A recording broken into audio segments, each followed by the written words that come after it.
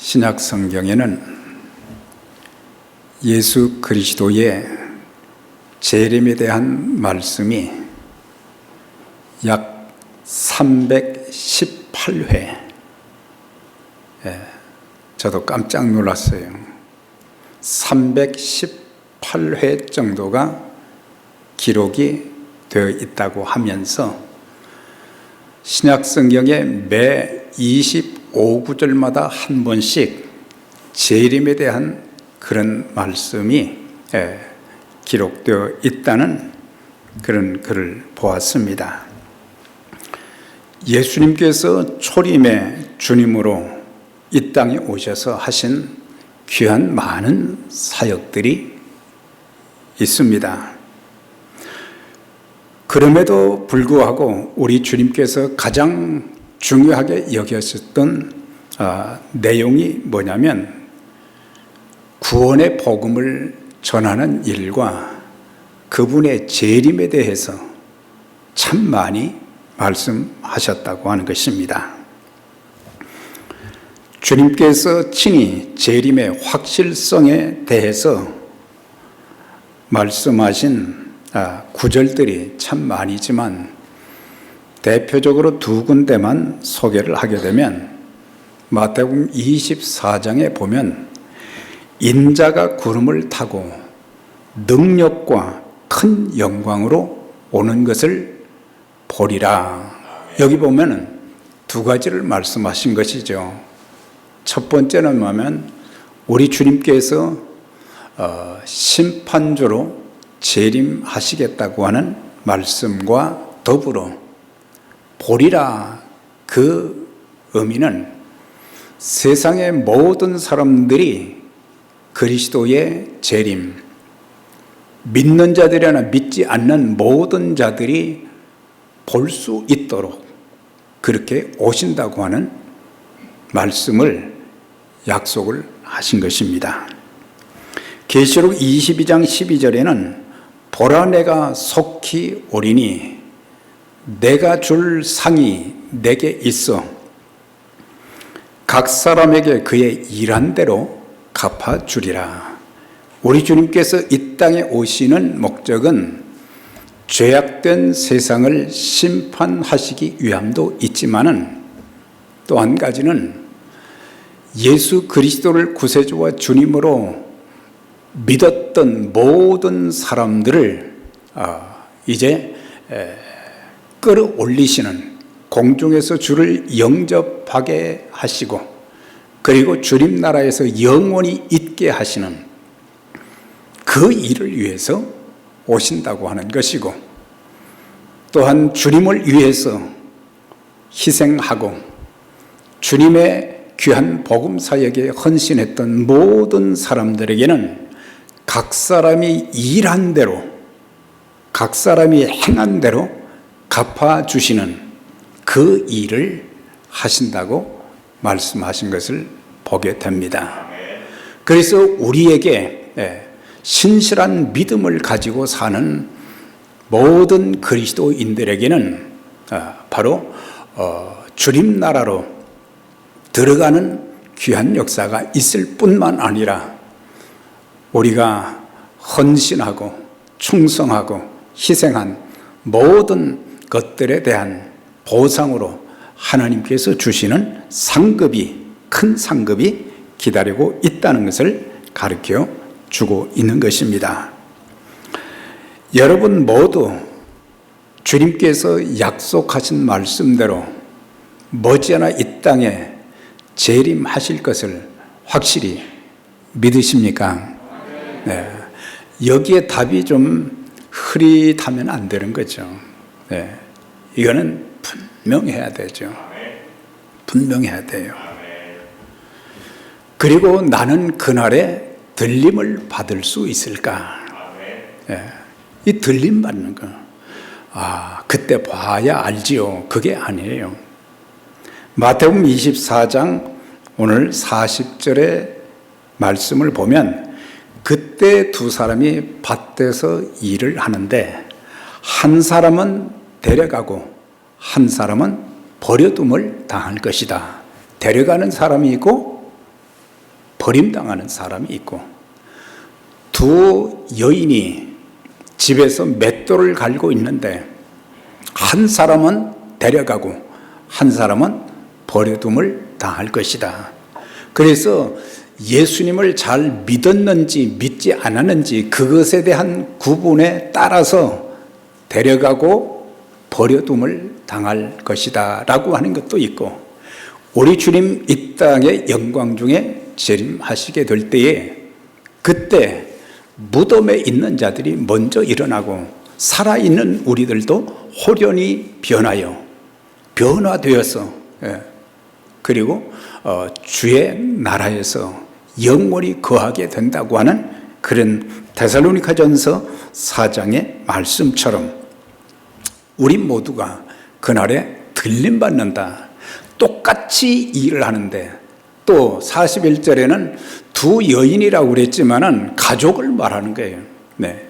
두 가족들, 모든 가족 구성원들이 다 주님이 오실 때에 들림을 받아야 되는데, 가족들 중에 버림받는 사람이 있다고 하면은 그건 정말 마음 아픈 일이죠. 통곡할 일이 되는 것입니다. 네. 그래서 신앙생활도 우리가 참 진지하게 우리가 잘 해야 되고, 하나님의 일을 감당하면서도 우리는 정말 진지하게 그리고 겸손하게 하나님이 받으실 만한 그런 모습으로 우리에게 주신 은사와 재능, 건강, 물질을 가지고 겸손하게 잘 섬기는 그런 사람들이 되어야 한다는 것을 가르쳐 주고 있는 것입니다. 우리가 이렇게 들림받는다는 사실, 이 사실을 굳게 믿는다고 하면 우리의 신앙은 형식주의 또한 타성주의에서 벗어난 진실된 신앙인으로 살고 또 사명을 충실하게 감당하게 될 것입니다. 우리는 수많은 예배의 자리에 참석을 참 해왔습니다. 그리고 앞으로도 그렇게 해갈 것인데, 여기에 모든 예배에서 우리가 하나님을 만나고 하나님의 음성을 듣고 성령의 감동함을 받고 하나님의 인도하심을 받는, 또 우리의 모든 기도가 응답되어지는 그런 축복을 누리는 그런 신앙생활을 해야 되는데, 형식주의라는 것은 뭡니까? 내용이 없는 예배를 말하는 게, 내용이 없는 거. 네. 그래서 전부 다 보이기 위한 것이지, 내 중심의 주님을 만나는, 성령 충만하고 또한 하나님께서 내게 말씀을 통해서나 찬양을 통해서나 내가 기도할 때 성령님이 역사해 주셔서 내 마음이 뜨거워지고, 또한 신앙의 소망이 막 생겨지고, 또한 하나님께서 내게 맡겨주신 그 일들을 깨닫고 그 일에 신실하게 충성되어 쓰임받는 그런 모습. 네. 그래서 내용이 없는 바리새인과 서기관, 종교 지도자들 같은 종교 생활을 해서는 안 된다고 하는 거죠. 그 다음에 타성주의는 뭡니까? 늘 그대로 하는 것 같았지만은 이런 변화가 전혀 없고, 변화가 없을 뿐만 아니라 모든 그 신앙생활에 새로운 것이 좀 있고 그래야 되는데, 신앙생활의 변화, 성장, 성숙, 이런 것들이 결여되어 있는 그런 그 신앙생활은 이거는 참 보통 참 심각한 일이 아닐 수가 없는 것입니다. 마태복음 24장을 종말장이라고 그렇게 부르는 것은 주님께서 재림하시기 직전에 이 땅에는 어떤 일들이 일어날 것인가를 말씀을 주시면서 오늘 제목처럼 깨어 준비하라. 여기서 깨어 있다고 하는 것은 그냥 잠을 깬다는 그런 의미가 아니라 정신을 차리고 그랬어요. 우리가 정신 차리면은 옳고 그른 것이 분명해지게 되는 거거든요.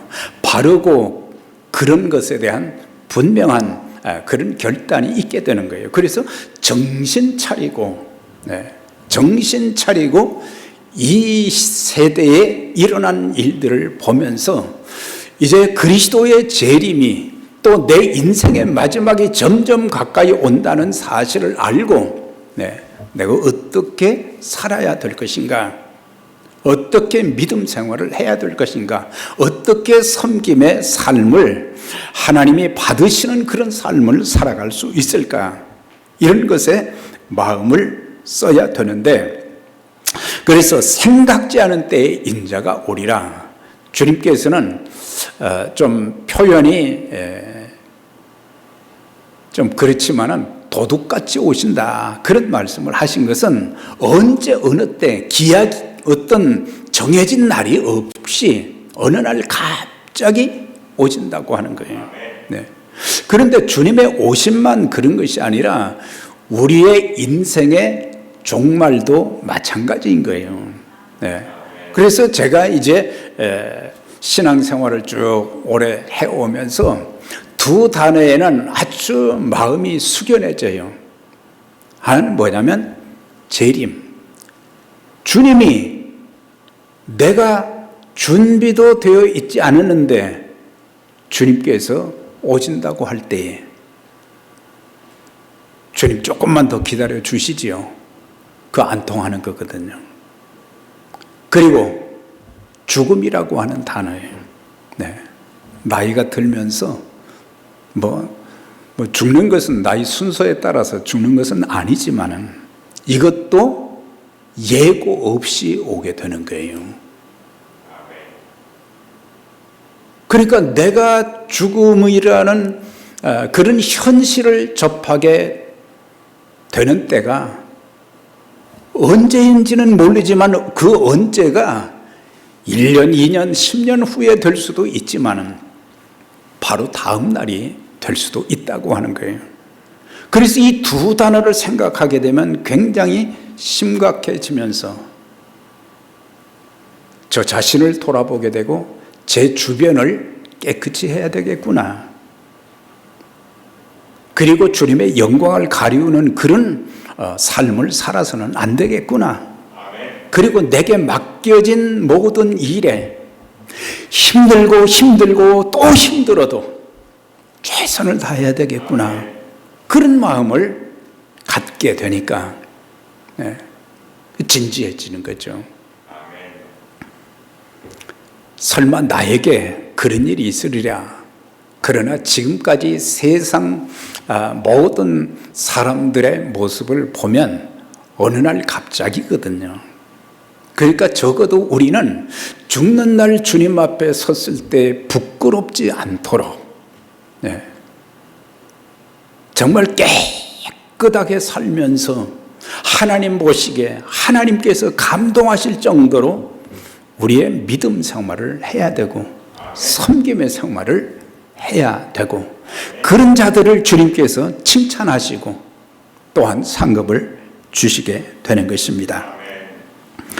오늘 이 본문에 대한 말씀을 보면 예수께서 예루살렘 성전에 가셨다가 나오시는데 제자들이요, 예수님께 그 큰 예루살렘 성을 보여드리면서 선생님, 성전이 참 아름답고 잘 지어졌지요? 그렇게 자랑을 하는. 그런데 주님께서 하시는 말씀이 뭐예요?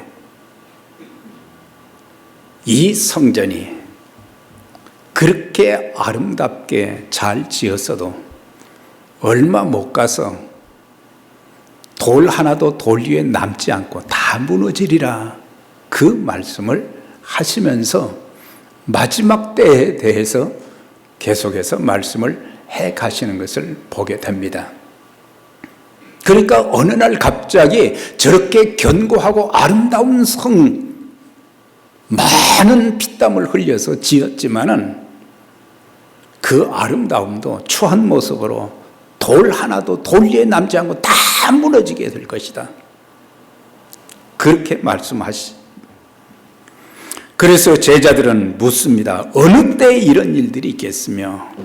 제자들은 항상 언제 그걸 아주 잘 관심을 가졌어요. 언제 이 성이 그렇게 되겠습니까?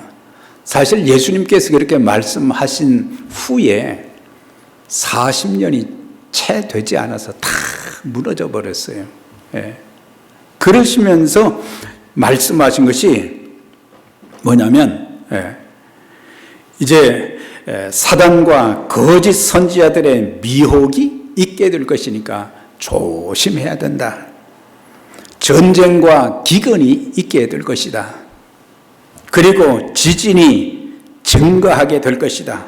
불법이 성하며 많은 사람의 사랑이 식어지게 될 것이다.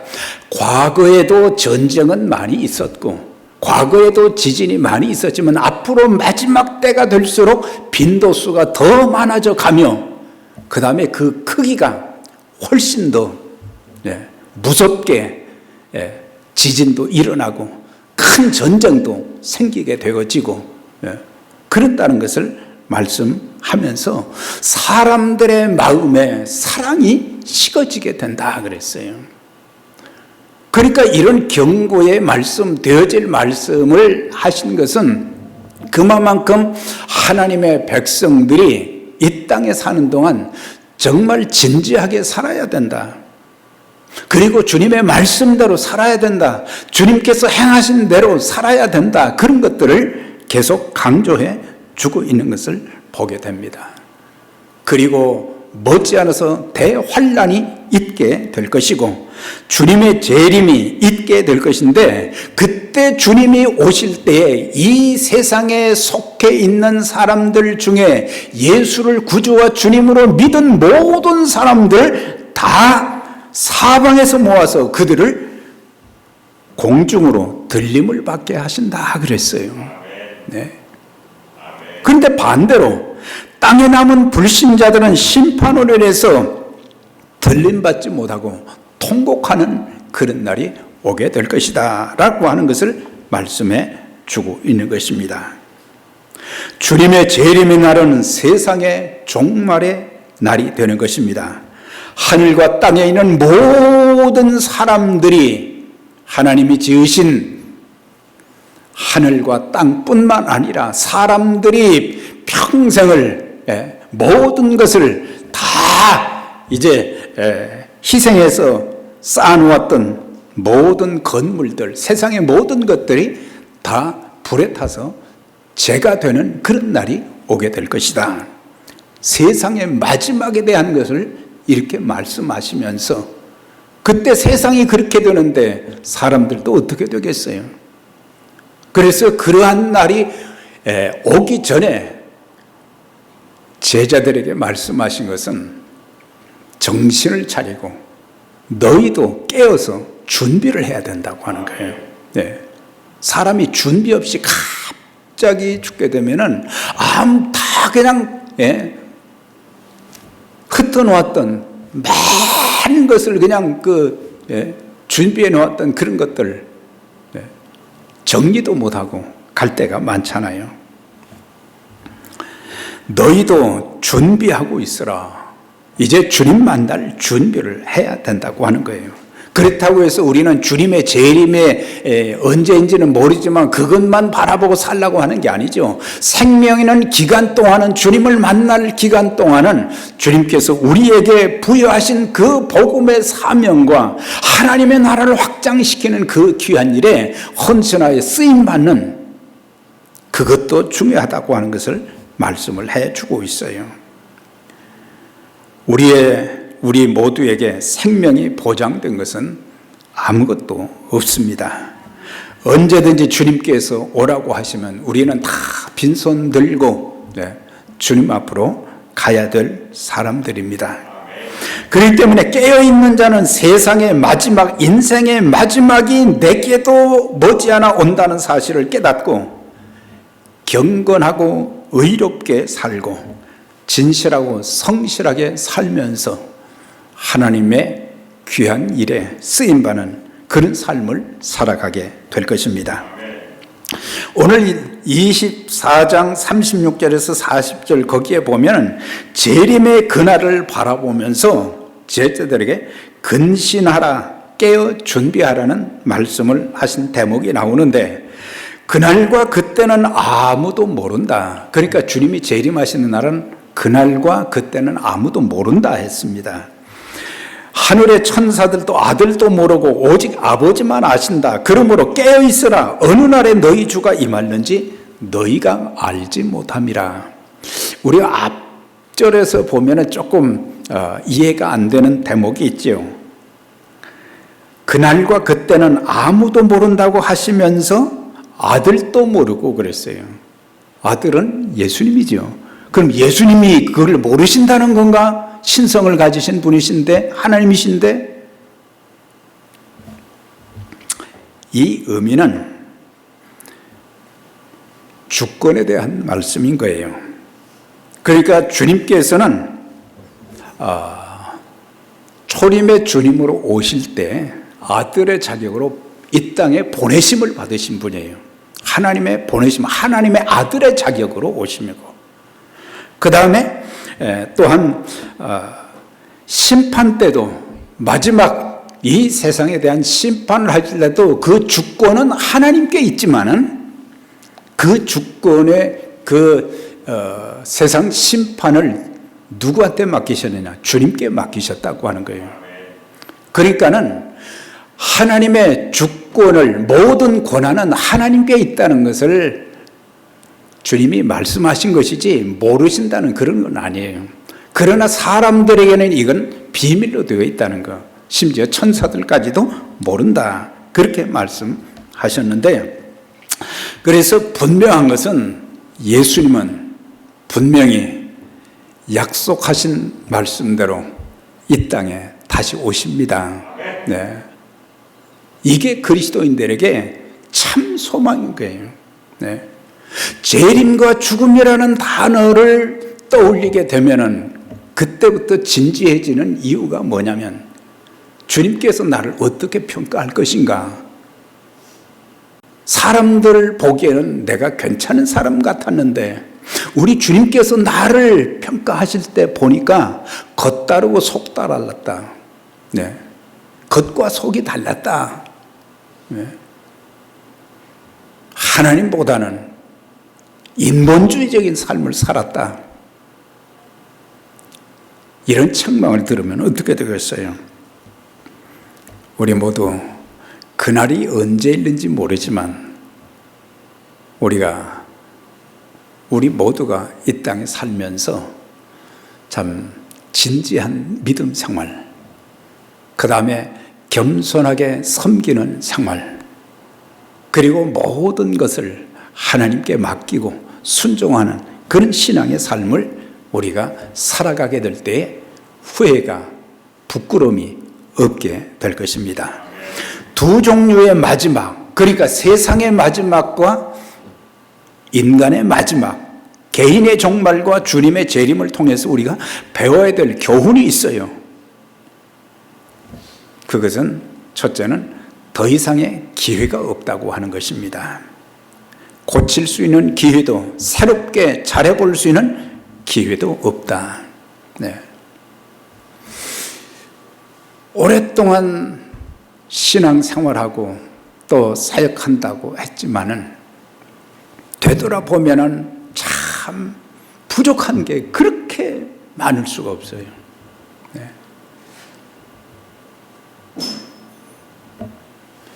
그래서 하나님, 네, 그렇게 될 수는 없지만은 다시 인생을 산다면 좀 잘해보고 싶은, 잘할 수 있는 그런 마음이 있는데, 그렇지만 그것은 툴레이시죠. 예. 우리는 기회가, 나이가 많을수록 기회가 적다고 하는 것을 알아야 돼요. 기회가 없어요. 예. 생명의 기회를 주셨을 때 우리가 바로 믿고 바로 살고 바로 섬기는 그런 신앙인들이 다 될 수 있기를 바랍니다. 예.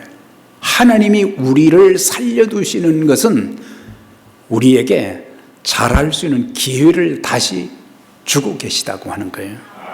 네. 이 기회를 잘 사용하라고 하는 거예요. 네. 나이가 점점 더 이제 먹어가니까. 그래서 젊은 사람들은 기회가 또 조금 있지만은 나이가 많은 분들일수록 더 열심히 잘해야 돼요. 네. 아멘이십니까? 네. 왜? 젊은 분들은 기회가 좀 있어요. 근데 나이가 든 분들은 기회가 없어요, 이제. 그러니까 젊은 사람들도 신앙생활을 잘해야 되고 반듯한 삶을 살고 하나님 앞에 헌신하면서 살아야 되겠지만은 나이 드신 분들은 우리 몸이 참 소중하고 그렇지만 여러분들 내 몸도 소중하지만 하나님의 일에 우리의 마음을 더 쓰게 되면 하나님께서 건강도 아주 새롭게 새 힘을 주시는 그런 건강의 축복을 주실 것입니다. 네. 그래서 그건 믿고 열심히 해야 되는 거예요. 네. 모든 것이 그날에는 다 드러나게 된다고 하는 것입니다.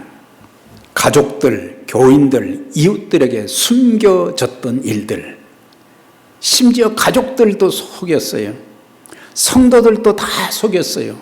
다 괜찮은 사람인 줄 알았는데 나중에 주님 앞에 서니까 모든 것들이 다 드러나는 거예요. 네. 사실 주님 앞에 서기 전에도 우리가 죽고 나면 다 드러나게 되는 거거든요. 다 드러나요. 어떻게 살았는가? 네. 저렇게 속일 수 있었는가 할 정도로 겉으로는 바리새인들처럼 의롭고 거룩하게 산 것 같아도 진실을 가장한 위선적인 모습들이 이제 그날에는 속속들이 다 드러나게 되는 것입니다. 그때 우리의 모습을 생각을 해보세요. 주님이 다 알고 계시고 다 모든 것들이 내가 얼마나 추한 존재라는 것을, 얼마나 겉과 속이 다른 사람이라는 것을, 신앙이 똑바르지 못했고 얼마나 세상적인 사람이었는지 이런 것들이 다 드러나는 그런 날이 오게 되는 거예요. 저는 더 두려운 것이 뭐냐, 내가 주님 앞에 섰을 때에 내 겉모양만 보고 나를 알았던 사람들이 숨겨졌던 모든 더러운 일들이 막 그날 드러나게 될 때 속았구나 이러면 이거 어떻게 되겠냔 말이에요.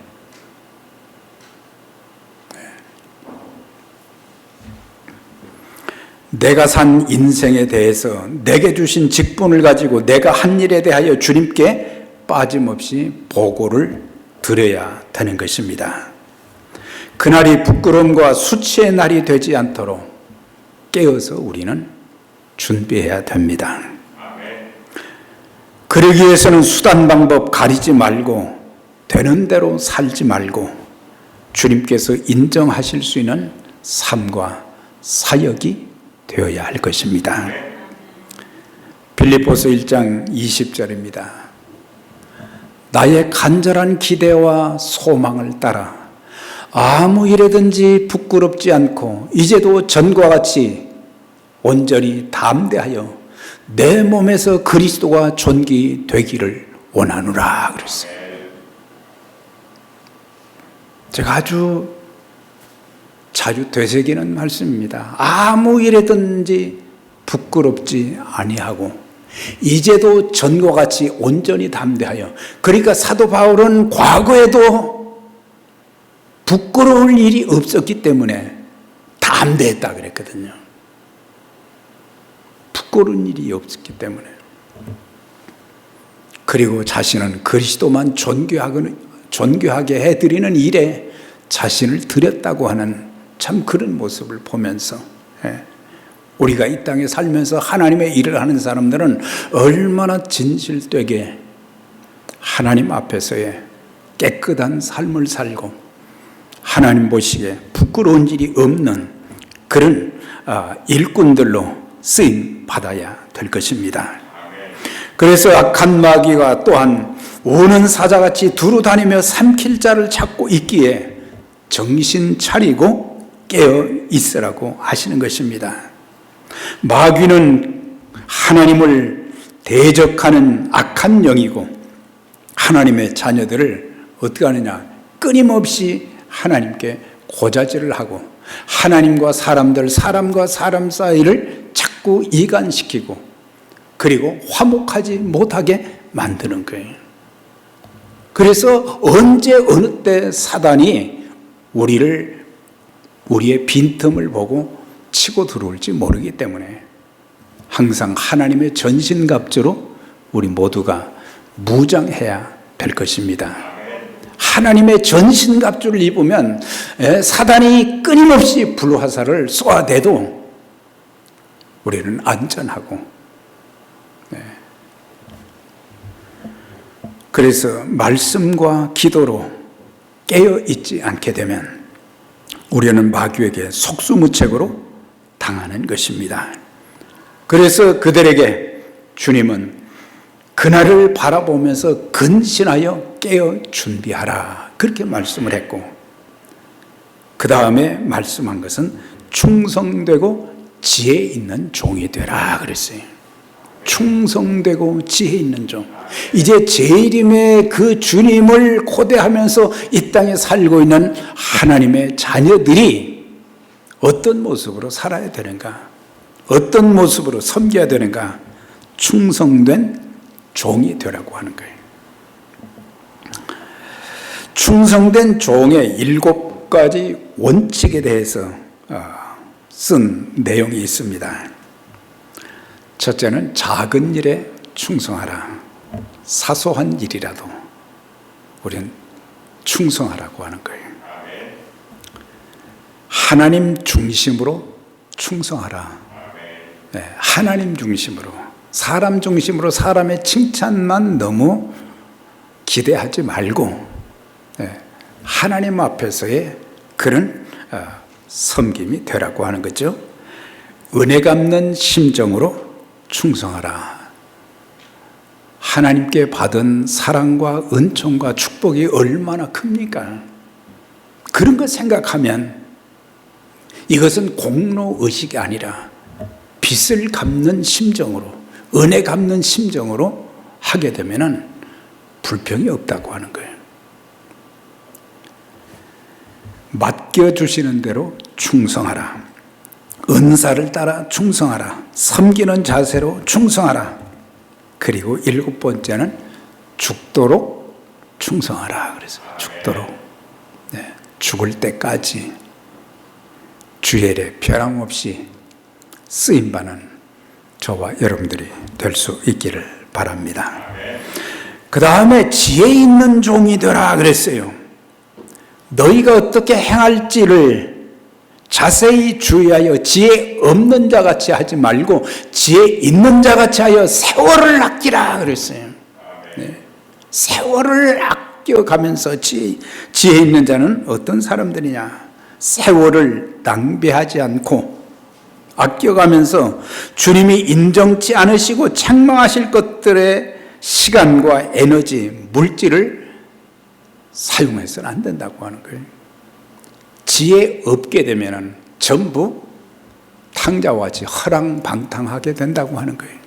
하나님이 주신 그 좋은 것을 가지고 영혼을 살리고 사람을 살리고 하나님의 나라를 확장시키는 일에 우리 받은 은사와 재능과 모든 직분과 물질을 가지고 사용한다고 하면 하나님 앞에 값지게 우리 모두가 쓰임받게 될 것입니다. 가끔 연세 드신 분들하고 말씀을 나눌 때가 있어요. 그런데 그분들이 늘 하시는 말씀이 이제 죽을 때가 됐는데 그런 말씀들을 하세요. 왜 그런 말씀 하세요? 더 오래 사셔야지요. 근데 자꾸 하나님 나라 가고 싶다고 하시는 거예요.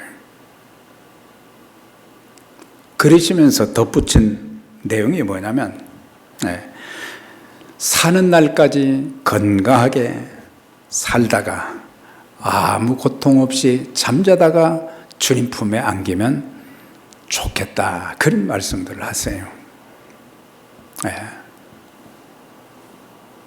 여러분들도 그렇게 되시기를 바랍니다. 그런데 저도 그 말씀을 들으면서 죽음에 대해서 생각을 좀 해봤어요. 내가 호흡이 끊어지는 날, 아니면 주님이 오시는 날이 어떤 때면 좋겠는가, 그걸 좀 생각하며 기도를 했어요. 하나님, 제가 주회전에서 예배할 때에 제가 주님 품에 안기면 훨씬 더 좋겠습니다. 좀 욕심이 과하지요. 그래도 그게 최고의 축복이다. 제가 기도할 때에 주님 저를 불러가시면 더 좋겠습니다.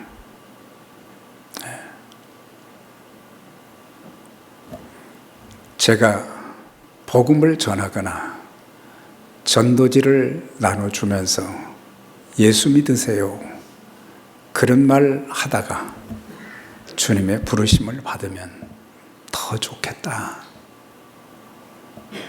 그런 마음을 가지면서 하나님 앞에 욕심내서 그런 기도를 한 적이 있습니다.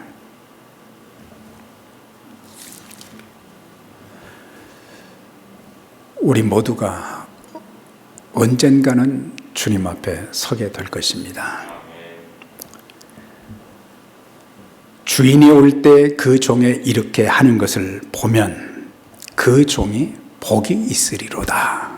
그러니까 내가 어떻게 하고 있을 때 주님이 오시면 내가 복 있는 자일까? 그걸 여기서 말씀해 주는 거예요.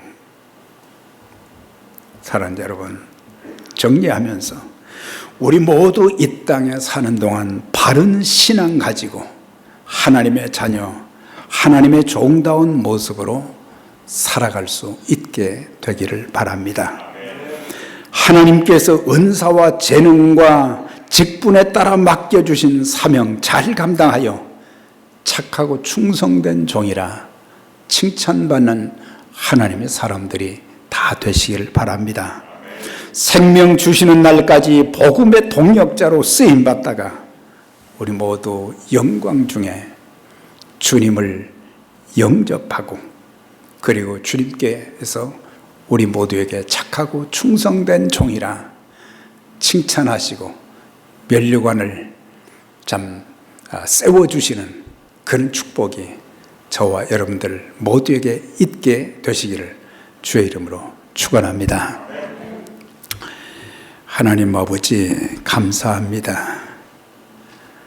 저희들에게 주님의 재림에 대해서 주신 말씀들을 기억하면서 주님은 반드시 약속하신 대로 이 땅에 오신다고 약속해 주신 것을 저희는 믿고 생명 있는 동안 어떻게 살아야 될지, 어떻게 신앙생활해야 될지, 어떻게 섬겨야 될지를 잘 알게 하여 주시고 주님을 만났을 때 부끄러움 당하지 않는 하나님의 사람들이 다 되게 해 주시옵소서. 후회와 부끄러움으로 주님을 만나는 일이 없도록 저희들 정신 차리고 깨어서 준비하는 하나님의 사람들 되게 하여 주옵소서. 생명의 기간 동안 저희들 최선을 다해서 주님을 닮아가는 신앙생활을 하게 하시고 주님의 희생을 본받아서 겸손하게 섬기는 자의 삶을 살게 하시고 또한 믿지 않은 영혼들 불쌍히 여겨주신 것처럼 저희들이 긍휼히 여기는 마음으로 주님께서 우리에게 부여하신 전도의 사명도 선교의 사명도 충실하게 잘 감당할 쓰임받는 우리 모든 믿음의 가족들, 에베네셀 선교교회가 될 수 있도록 하나님 축복해 주옵소서. 예수님의 이름으로 기도드려옵나이다. 아멘.